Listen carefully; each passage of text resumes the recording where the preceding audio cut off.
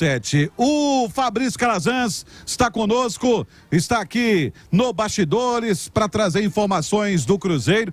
E a curiosidade, que não só minha, mas eu acho que boa parte da torcida do Cruzeiro, é saber, ô Fabrício, se o Zé Ricardo já começou a dar a cara dele no time, a gente já pode dizer que ele tem ali, pensa numa formação para o jogo contra o Santos no final de semana que vem.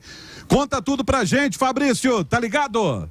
Tô ligado, deixa comigo um abraço, boa tarde pra você, Emerson Romano, Ale Oliveira, torcedor do Rei de Copas, quem se liga no Bastidores neste domingão, domingo sem futebol, envolvendo o Cruzeiro, torcedor fica um pouco triste, mas faz parte, é data FIFA, pelo menos temos o Atlético em campo hoje, Romano, brigando aí por vaga na decisão da Série D do Campeonato Brasileiro. Mas falando do Cruzeiro, a pergunta que você me fez, ainda não consigo te responder sobre time, viu, Romano? Mas vale um exercício de reflexão do duelo do último final de semana contra o Bragantino, aquele 0-0 no Mineirão. Cruzeiro naquela ocasião comandado pelo interino, o Fernando Seabra, que é o técnico do time sub-20 do Cruzeiro. Naquela ocasião, o Cruzeiro foi a campo com Rafael Cabral, William Neres, Luciano Castanho e Marlon, Matheus Jussa, Lucas Silva e Matheus Vital, Bruno Rodrigues, Arthur Gomes e o Rafael Elias, o Papagaio. O Zé Ricardo chegou falando que não vai mudar muita coisa, para não embananar muito a cabeça dos atletas, mas a gente sabe que uma ou outra mudança pode acontecer. E no jogo contra o Bragantino, tivemos novidades, né? O William reassumindo a titularidade na lateral direita, colocando o Palácios no banco. Tivemos a volta no ataque do Bruno Rodrigues, agora já com aquela janela de transferências para o futebol árabe fechada, ele com foco 100% no Cruzeiro até pelo menos dezembro. O BR9 voltou a ser titular.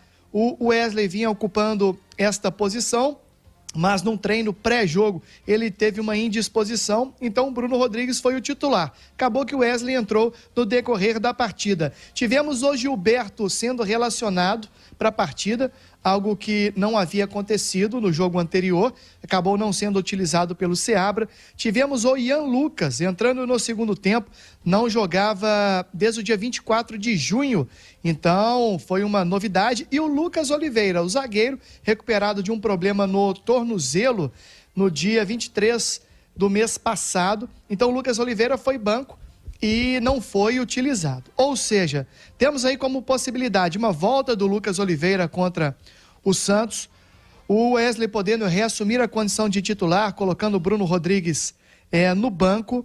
E tem também a situação, Romano, que muitos torcedores pedem de mais oportunidades para o Fernando Henrique, o volante.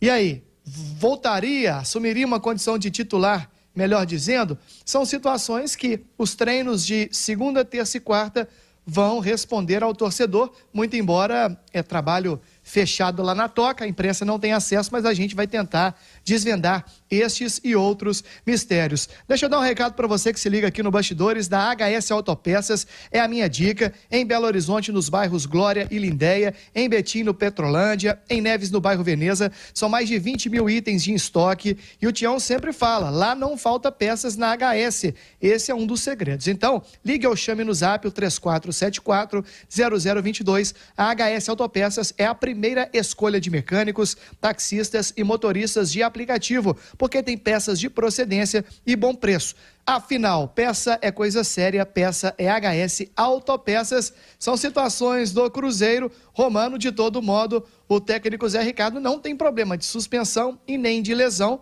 Me refiro a esses jogadores que foram relacionados para o último duelo, aquele empate contra o Bragantino no Mineirão. Romano. E você destacou a fala do Zé Ricardo, dizendo que vai mexer pouco no time do Cruzeiro. Eu achei bem inteligente dele, já que está chegando agora. Você pensa assim também, Ale? Também.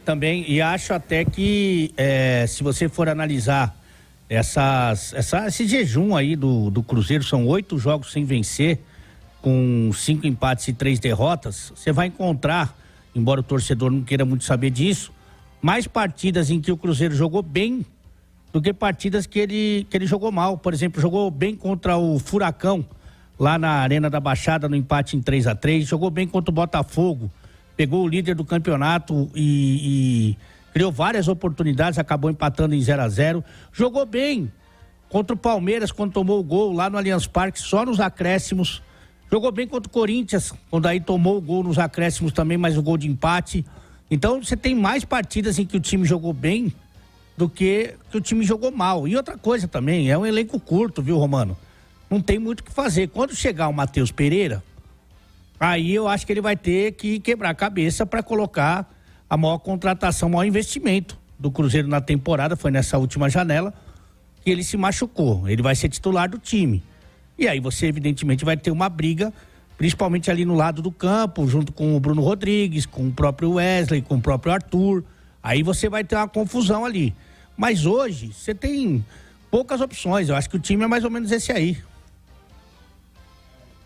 Eu concordo com você, não tem muito que fugir não, e não tem como fugir disso também não, e sinceramente seria pouco inteligente da parte dele chegando agora tentar mudar radicalmente. A gente tem amostras, grandes amostras aí, claras amostras no futebol brasileiro, de treinador que chegou, tentou mudar a situação que já estava, o jeito do time jogar e se deu mal. Mas, ô Fabrício, aqui no Independência, e aí eu vou te perguntar sobre um outro Cruzeiro, o Sub-20, né? A última participação foi aqui no Independência, até venceu o América, eliminou o América. Você tem informações sobre esse Sub-20 do Cruzeiro? Tenho sim, Romano. Ontem tivemos um jogo fechando a fase oitavas de final do Campeonato Brasileiro Sub-20 e o Remo acabou goleando o São Raimundo por 6-0. Estou falando desse resultado por quê? Porque o Remo fechou estas duas primeiras fases, a primeira da Copa do Brasil e a oitavas de final, com melhor campanha que o Cruzeiro. Os dois times com 100%. 9 pontos, 3 vitórias, mas acontece que o Remo superou o Cruzeiro no saldo de gols. O Remo chegou a 13 gols de saldo, somando as duas fases, e o Cruzeiro com 8. Então o Remo avançou com a melhor campanha para a fase quartas de final e o Cruzeiro com a segunda melhor campanha. O adversário do Cruzeiro já está definido. Será a equipe do Sampaio Correia, que eliminou a equipe do Porto Velho. A CBF ainda vai confirmar locais, horários e datas dos duelos, mas o Cruzeiro, por avançar com melhor campanha que o Sampaio Correia, vai decidir em casa. Estou falando do time sub-20 porque o Zé Ricardo chegou falando em um olho mais atento, um olhar diferenciado para a base. E esse time do Cruzeiro, além de estar fazendo uma boa campanha na Copa do Brasil sub-20, faz também ótima campanha no Campeonato Mineiro. Classificou em primeiro lugar, líder, e agora enfrenta na fase semifinal o rival Atlético. O jogo é no outro final de semana e o Cruzeiro vai decidir em casa porque teve melhor campanha.